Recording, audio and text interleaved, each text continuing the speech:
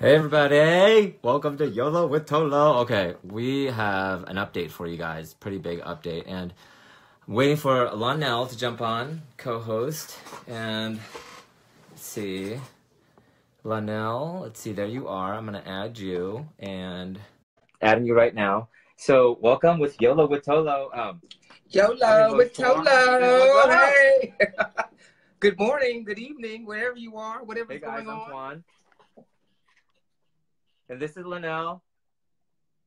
I'm Lonnell. Hey, where are you at this week? I am in Egypt. How cool is that? Yes, so Okay. you can follow my Instagram, 3LWTV. You can see the uploads and pictures and all that crap. But it's just been absolutely another incredible, blessed experience being out here. It's just been hot and dusty. Awesome. Well, did you share with your audience? And hey, D. Yep, I see Heather in there. Hey, Heather. Yet? I've known her forever, and my aunt is there. Hey, Heather. We see you. Hey, viewers. Thanks for chiming in. So it's been great. It's been absolutely great. I know a lot of people ask us, like, what are we doing? Why are we doing this? What's the purpose of this? And it's like, how do you feel about it? I feel it's like you're like my accountability partner. You can't you just can't trust your vulnerability, or you can't trust your story with everyone. Everyone doesn't have the right to hear your story because they won't necessarily honor the information. So I figure, like, when you meet someone like the way we met, which was totally divine order, you treasure those kind of people, and that's someone that I know I can keep in my pocket, in my corner, who's going to keep me accountable. And that's what So Lonnell and I we met in LA. A friend of a friend was about to bring up Lonnell's name, and Lonnell lives in Atlanta, and all of a sudden he pops up at this restaurant, and I was like, it's a coincidence, and you're like, no, it's not a coincidence. You don't believe in coincidences. And we were, I don't believe in any coincidences. Yeah, I don't either. A divine order is what you say, right? Divine order reigns supreme. Right? And every time he and I talk, we're like, you're inspiring. He's like, no, you're inspiring. We're like, oh, we wish we could record this conversation. And then we're like, wait, we can. We can do it on Facebook Live, maybe every Wednesday, and just call it YOLO with ToLo. You only live once with Toan and Lonnell. Hey. Anyway. So the funny thing is, we've been doing this for about a month and a half, and then we have a friend that's a producer. We call her Dee. Hey, Dee's watching right now. She's actually behind the scenes there, and she was just like, y'all, a hot mess.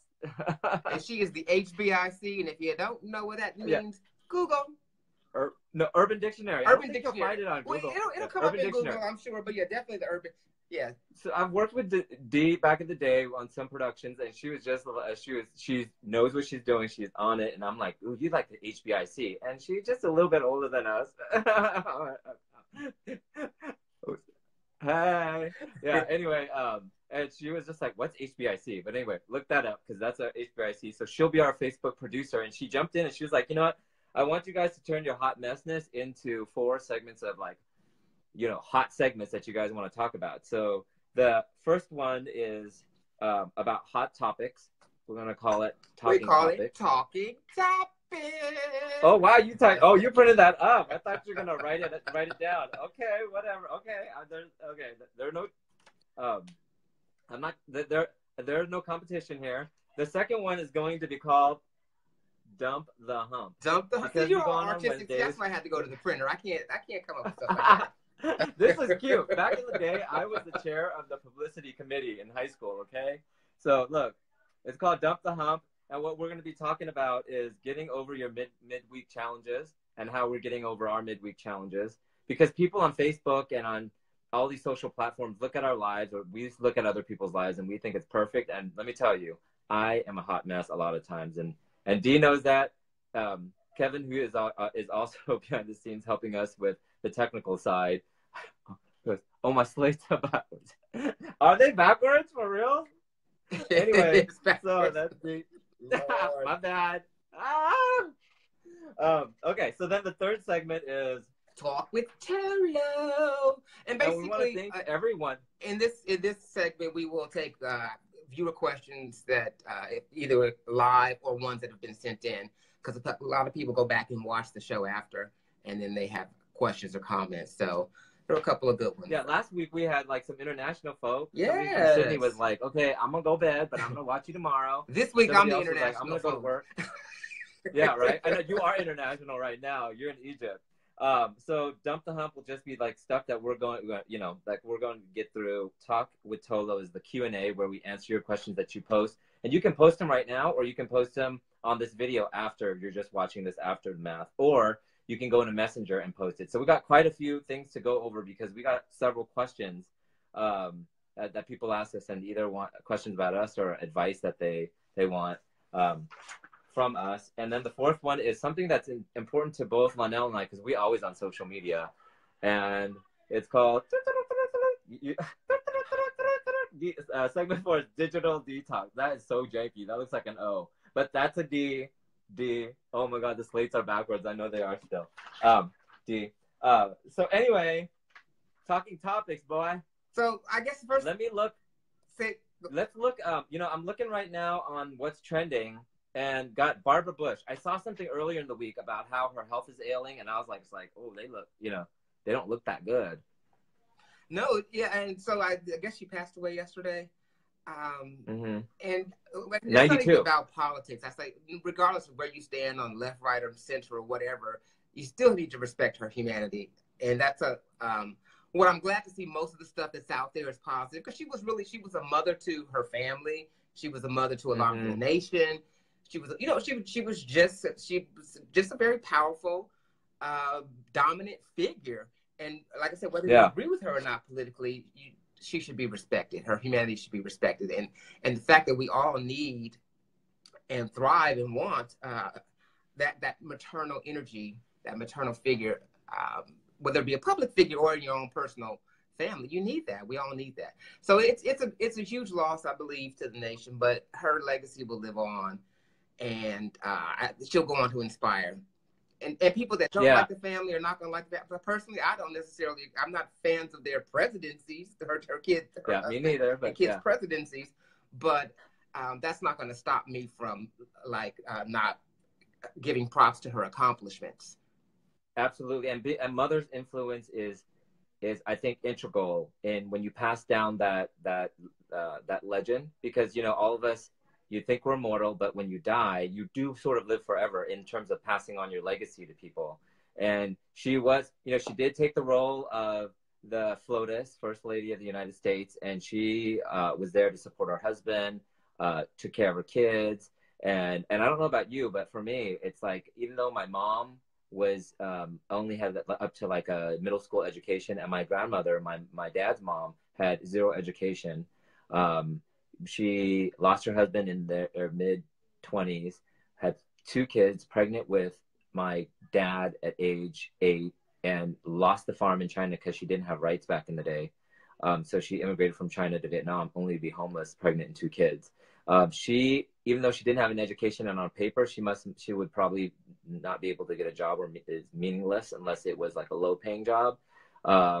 Then, you know, she became a huge spiritual factor in my life and inspired me to do what I do today. And she's always taught me those little things, like she's Buddhist, and she taught me to be in the present moment, to be kind to everybody. She taught me karma, not to, I still have problems with this, but not to eat more than you need or take more food from the earth. Not trying to hear that.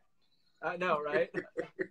But, you know, although I'm not, you and I both don't have children, I feel like I'm one of the best uncles out there, and my niece and nephew, Drew's 13, Serena's 8, I had them for a week during spring break, and they are good kids, let me tell you. But kids will bicker, kids will wrestle, kids will get annoyed and fight with each other, and then I was ready to give them back. I was like, Lynn, please, baby Jesus, take these kids. I love them, but I just need a break.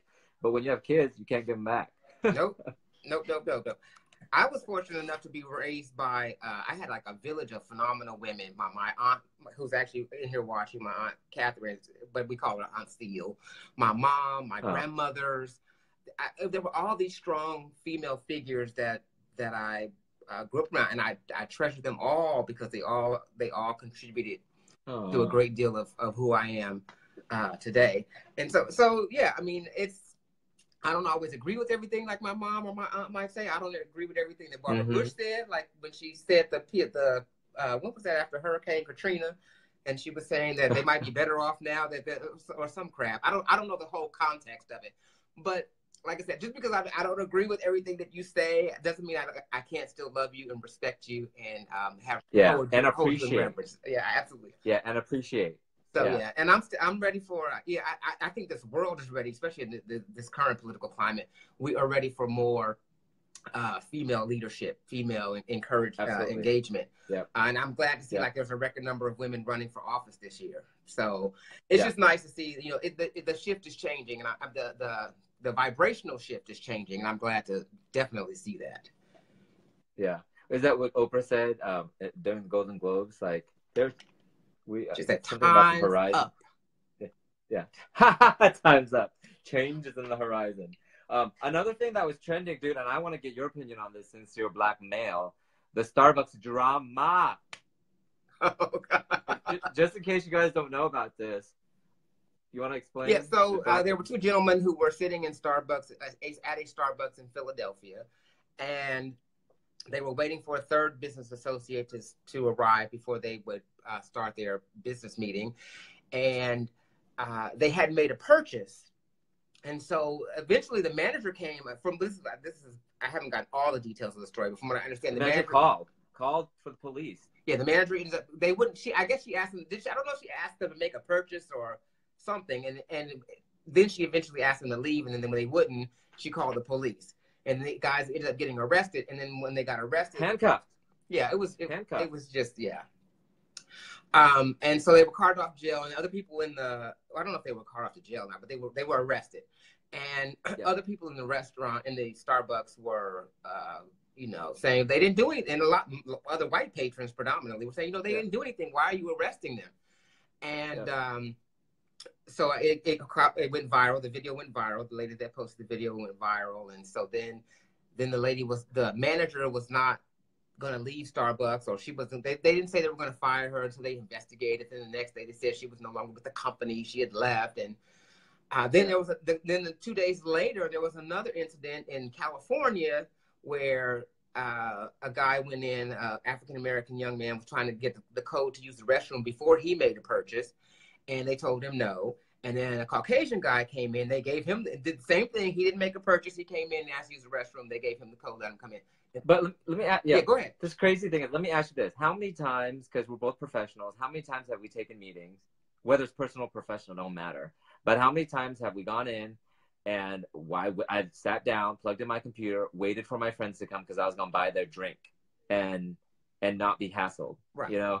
And I think, for some Asians, a lot of Asians, I think we have this like reverse thing where it's like a model minority thing. I hate that word also, but as you know too, being minorities also, there's still that sort of like weird interracial kind of like thing with lighter skinned blacks, darker skinned blacks, lighter skinned Asians, darker skinned Asians, different classes. But how many times have we gone into Starbucks and took care of our business, did our thing, didn't buy anything yet, and haven't been carted out? But in terms of racial profiling, I'd love to hear you walking around this world with your black face. I've experienced it from the moment from when I was a kid. Fortunately for me, and I don't want this to offend anyone, but I was taught how to deal with white folks very early on.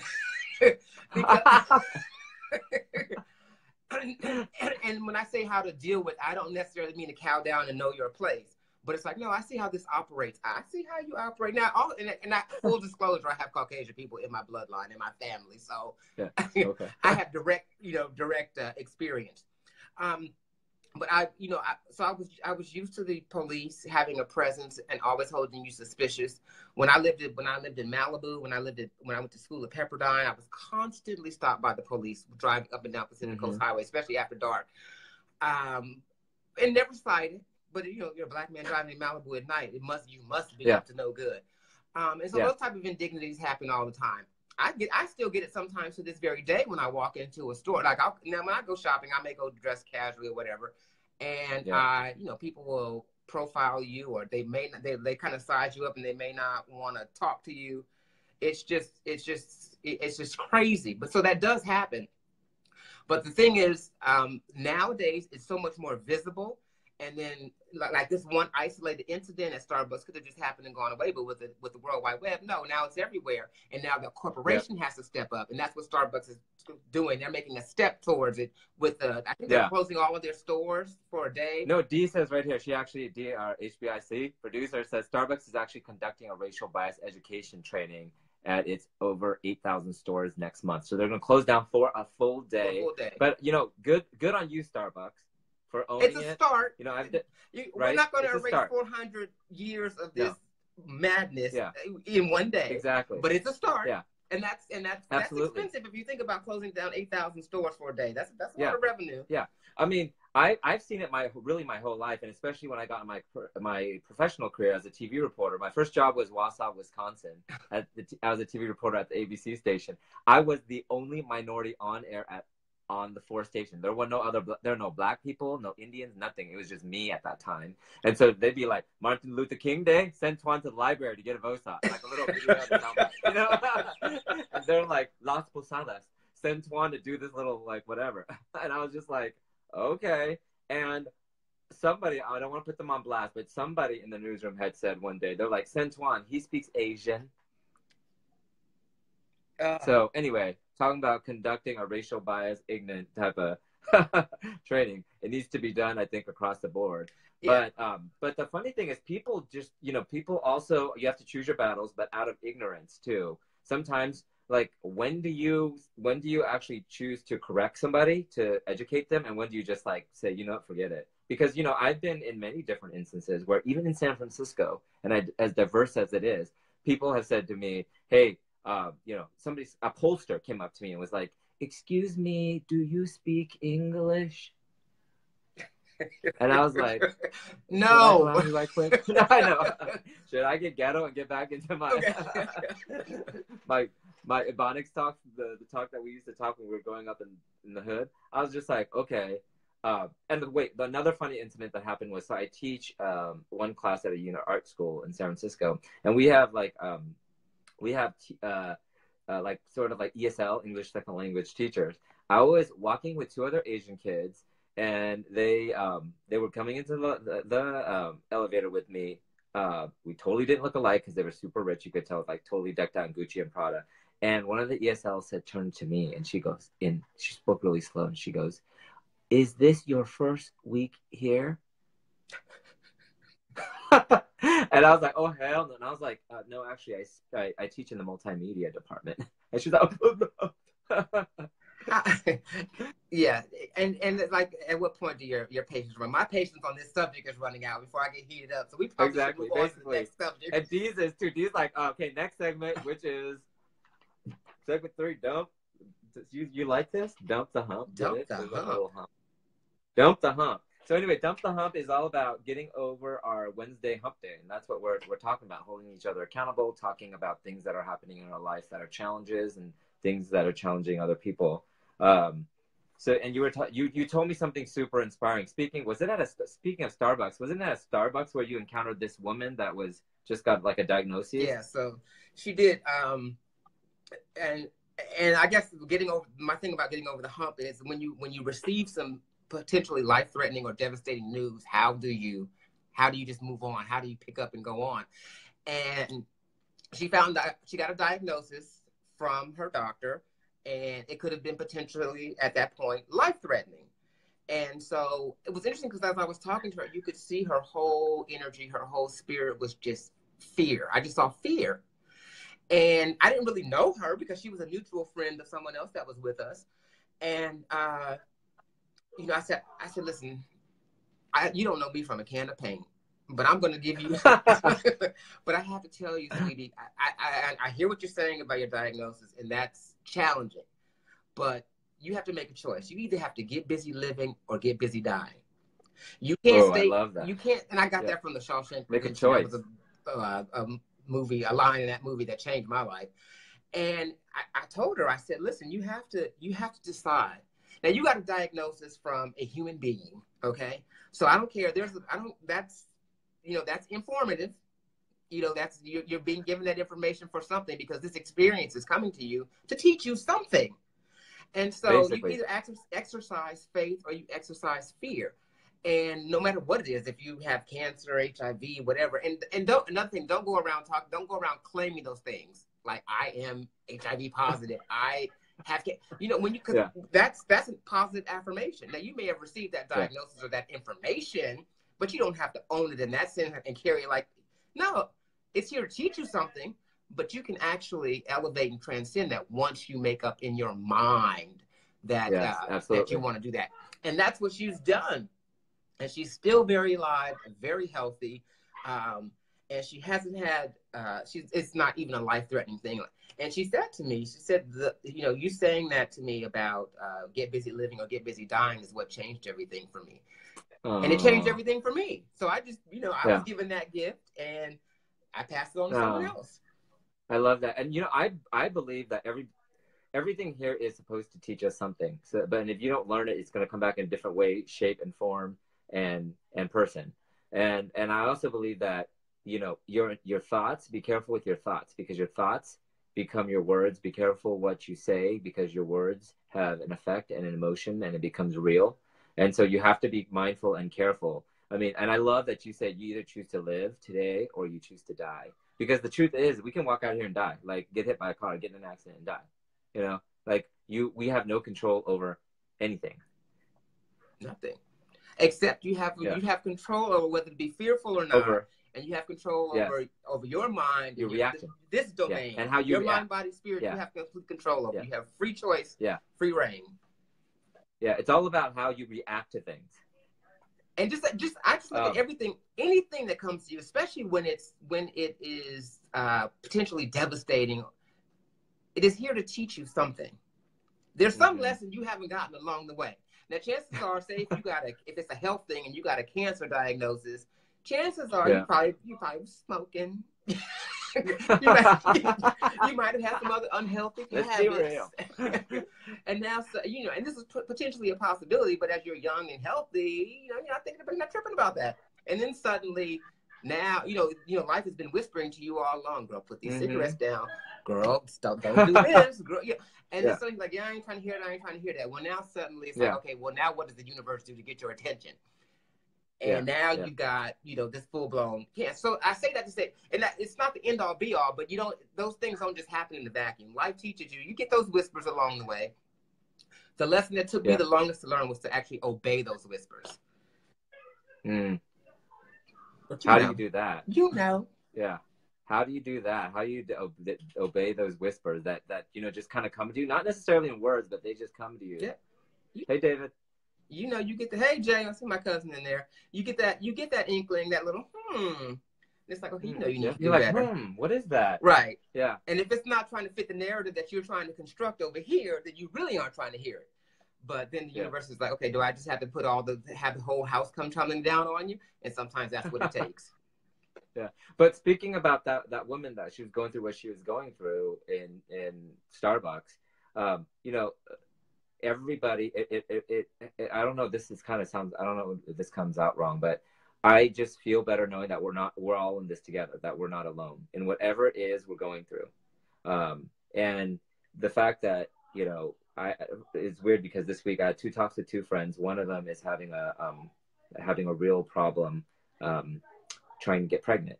And another friend of mine called me and she was talking about how her sister is kind of tweaking her business, her Eastern medicine business, into something that's helping women with infertility. And it seems like this is a big topic. Maybe we can talk about it another time. But these people this woman that I'm talking about, everything seems great, like great professional job, lives in a beautiful house, has a great husband. And I'm just like, focus on what you're grateful for and what you have now. Right. Because no matter what, it's like, you can always feel like you're in scarcity mode, and in a weird way, like you're welcoming those negative things kind of coming back into your life, And then I have another friend who is doing really good, real estate, New York, and you'd see her life looks perfect, but she was talking about how depressed she was recently. She had gone through a breakup from a long-term relationship, but for me, like everything is here, like you said, to teach us something, and and when we are here and present and grateful for what we have, I feel like we accept and we learn, and then we move on and we move forward with it. And speaking about moving forward, hey, Jennifer. One of my favorite segments. one of my favorite segments. Hey, D. D's like, that's Talk with ToLo. That's you. It's my turn, Segment 3. Talk with ToLo. Hey, Jennifer. Okay. So listen, Segment 3. People have been sending us stuff, which has been great. I just want to share this one thing from Steph Chuang, who says, yeah, and that is on this is on our last video that she posted from last week's conversation. Yes. I think that yep. The focus on being calm and getting on a plane with an open attitude, because we were talking about, you can go back and watch that video about the airplane, but realizing that a person with road rage may just be going through something. All of this is low key. I've been trying to be more mindful. She's even taken the mindfulness classes, but I find it hard to bring that practice into my routine daily. Is there something you guys do that brings a meditative quality to your life on a daily basis? Yes, meditate. Okay, Sass. Okay. No, but really, I hear you, Steph, because sometimes, I have to realize, like, if somebody cuts me off in traffic, like, I live in Atlanta, and folks, everybody from all over the U.S. They've migrated to Atlanta, and they've all brought we have this potpourri of bad drivers. So especially from San Francisco, everybody's trying to leave here. So they all come to Atlanta, and the ice shuts down the road, and it's just a disaster. But I say that to say there can be a lot of road rage, but you never know what a person is going through, and is it really that serious? That half a second that somebody's trying to cut you off, that I need to have my whole day ruined, or that I got to go cuss them out and spread some more of this bad energy. It's like, no. Like, child, if that half second is going to, get you there, maybe I'm not supposed to go through the light and you are. Because maybe there's a semi truck that's coming through the light that's not paying attention through the intersection. Basically, you just never know. So, yeah. So Steph, I say to you, you just have to be mindful. You got to practice it all the time. It doesn't just happen. It just doesn't happen in the moment. A lot of people think it's practice. It takes work. It takes That's work. Why spirituality people think that it's something's practice. just going to manifest overnight. Like, okay, well, I did a vision board yesterday and I put a new house on there, but today my bank account is still overdrawn. Well, girl, that's not how this works. You have to make a practice. You spend, you expect something to manifest in 24 hours when you spent the last 24 years affirming all the negative stuff that has created the position that you're in now. So, absolutely. So I actually have, Steph, a direct incident that this road rage incident that was really scary. Back in the day, some of y'all know that I lost 4 family members in about a year's time. Both my dad and aunt had cancer and they died. My dad was only in his 50s. My aunt was in her 40s and left behind my 13-year-old cousin. But I remember going with her to her chemo once, and I wanted to jump out of the car and rip the faces off of some of these people because my aunt drives slow already. Let me admit, let's be real. Auntie Hong Yi be driving hecka slow. So she was driving extra slow today, and people were honking and cussing at her and flipping the bird and saying, get the F out of the way, you beep, blah, blah, blah, beep, beep, beep. And I was just like, you guys don't know that she has very limited time on this earth. Like, she literally has stage 4 breast cancer and is going to die like tomorrow, And so there was just a calming voice, like that aha we were talking about, a calming voice that went over me that like helped me zoom out. And when I get enraged or really mad now, I kind of zoom out and think, gosh, like, what if that was Hong Yi, or what if that was my friend, or somebody that's honking at me is going through a bad day. Fast forward many years. This happened recently in San Francisco, 4-way intersection, uncontrolled. And whoever shows up first gets to go first, right? So I show up clearly like 4 cars first. This lady comes barreling down the opposite direction. She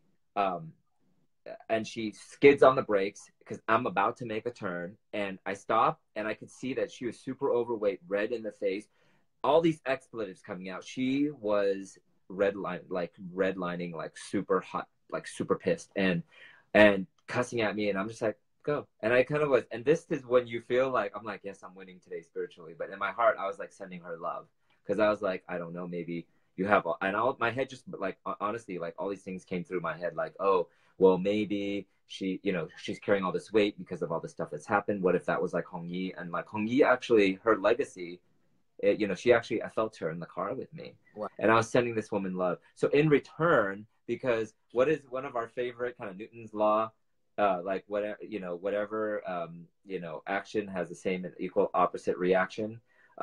Anyway, so I didn't feel like that anger And instead, I felt love Love and I for was her. sending her love. And Dee says, what did she say here? She No, goes, well, I was going to our say, producer I says, want to shout out. I mean, I'm shouting out Atlanta. I'm saying how they're the worst drivers, but actually, the Department of Transportation says that the worst drivers are in Utah. I think Atlanta's like number 15, and California is number 2. That would be y'all. yeah. Thanks, Dee, for that. Atlanta just feels like the worst.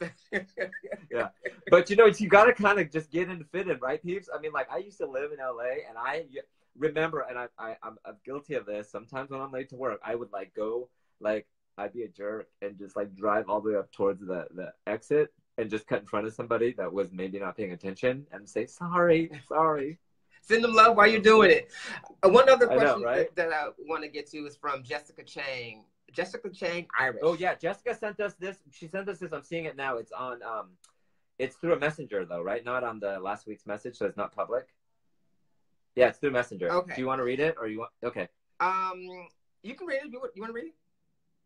Oh, sure. I don't matter. She goes, "Hey, ToLo, love you guys. I have a question for you. I like this Solopreneur. I love that word. That's new. I like that. With a full-time job and someone who's trying to focus on self-care, what suggestions do you have to balance it all? I feel like there's not enough time in the day." And Jess is a friend of mine, actually, who has been watching us, and she has these like Wow Me Wednesdays. She's on the side doing her passion work, which is she's a consultant to help people communicate better. But she also works for a nonprofit, which she loves. And she's trying to balance that. She's trying to balance her husband. And so she's asking us, how do we practice self-care? Well, you know, I told somebody this, and they're like, well, you obviously don't got kids. But I wake up pretty much almost every morning. And I get a cup of tea, roll out my yoga mat. I sit there. I live in San Francisco, so I'm facing like, you know, it's beautiful hill and have this nice view. And I'm just sitting there. I take a little bit of time for myself. Some days it's literally 2 minutes. Some days it's 20 minutes. But I try to connect with something higher up there, bigger than me, and just kind of sit still and try to clear my thoughts. And we've talked about meditation in a previous episode, but really just focusing on my breath. And my meditations are all over the place. Sometimes it's just focusing on my breath because that's what I need. Some days I'm chanting something or saying some word over and over again. And then I love me some CrossFit. So I do CrossFit and I move my body every day. And then just also talking with people to me helps. Journaling. You and I talked about gratitude journal. I need your help because I'm just not good at jotting stuff down at night. There's an app for that. But what app do you use again? The gratitude app. Okay, I gotta get on that. You told me that before. And if you don't have 2 minutes for yourself, Jessica, and anyone else out there, I think of like my girlfriend Jennifer, who's watching with us tonight, who has my little nephew John, who I absolutely adore. Very smart, brilliant young kid, but he is a handful, and she's got a very high powered job, and she still manages to do it. And so sometimes I like watch it. It's like, you know what? Even in that environment, she still makes time for herself, whether it's to call me and vent or whatever. But you know what I'm saying? You've got to have at least 2 minutes in a day for yourself. If you got kids that wake up at 6:30, then you need to get up at 6:28 if you just need 2 minutes for you. So you have to make some time. It doesn't, some people think you got to meditate for 20, 30 minutes. And I meditate for about 20 minutes. Yes. But I've made it a practice. Sometimes I can't go much longer. I mean, I shouldn't say I can't go. I don't typically go much longer. But sometimes I may get up rushing. And that's the thing. If you get up frantic, reaching for your phone and this, that, I'm like, no, I just have to take time and be like, okay, no, let me set the tone for the energy and the way I'm going to respond to the day. The day is not going to pimp me. I'm going to pimp she. Oh, that's good. And Jennifer says here too, I was an entrepreneur for years. I make an appointment with myself at work. Sometimes it's meditation. Sometimes it's working out. Ooh. Whoa. So she puts herself on her schedule. Oprah Winfrey gave me that advice. So Oprah told you this. Yeah, she said the same thing. For those that don't know, you have to put yourself on your schedule. Yes. Because that's the thing. You give, and you put so much time for everything else, and you don't put yourself on there. No, you've got to schedule some time out for yourself and honor that time. That's good. The CEO, I saw the CEO of LinkedIn talk about this before, and he was saying that he actually has on his schedule an hour a day or a certain time of day in the afternoon that he goes on a walk, and he just like will not take walk-ins, won't have meetings and whatnot. But yeah, for me, I used to always be like, oh, I'll work out when I have time. And guess what? I never had time to work out. Going Right. back to Jessica's comment, it's like you feel like you never have time of the day. So I would write down a list of things and a schedule of things, which helps because I love writing stuff down and accomplishing it and like, crossing Crossing it things off off. that list, But right? right, I love that, right? It's like vacuuming. It's like when you vacuum, you see the line, you're like, accomplishment, right? Um, but yeah, you just always, to me, I just feel like, gosh, there's not enough time of the day. And guess what? Um, Working out was always at the bottom. But just like you have to eat, drink, pee, and poo, Right. maybe have some interaction with the loved one, talking, communicating with someone you love. You got to work your body and move your body, And somebody Yeah, here, let's go Kevin, to actually before we go to the next topic. Someone was saying that they were just curious if we ever look back at our old gratitude journal. Occasionally, I look at my old journal to see some of my entries, especially if I'm feeling like I'm stuck somewhere. I need to say no, and like I'm not making progress. I'll go back and look back and be like, "No, child, you've come a long way." So yeah, so sometimes I do that. Yeah, that's a great I actually question. do too. Sometimes I look back and I'm just like, "Aw, the younger me." And actually, I still talk to my younger me. If that sounds any kind of weird, sometimes the insecurity comes out, and I'm just like, "Oh, young T, who thought you were ugly, or thought you were stupid, or you was told that as a kid, or thought you were fat, whatever. It's okay. Come sit with me, and you're okay. You're okay. Anyway, time's up. HBIC Ladies, hashtag time's up. HBIC said time's up. Wait, we gotta, before you go to bed, because I know you need to go to bed. Wait, I don't even know what time it is there. It's like 7:30. I'm going to breakfast when we get done here. I've got to. There's 7:30. Cool. There's some more stuff I got to go see today. Oh, to Egypt. Oh, Egyptian time. Okay. Egypt. Anyway, digital detox. Anyway, so what do you do to detox digitally? I want to know because people have been asking me this week when I've been meeting up with people. We've had many conversations about this, and I have a really good tip that I don't know if anybody's ever really heard of because one of my geeky friends, Matt, told me this. Geeky in a good way. Okay, for me, what I've started, it's hard as I don't know what, but I turn my phone off at night.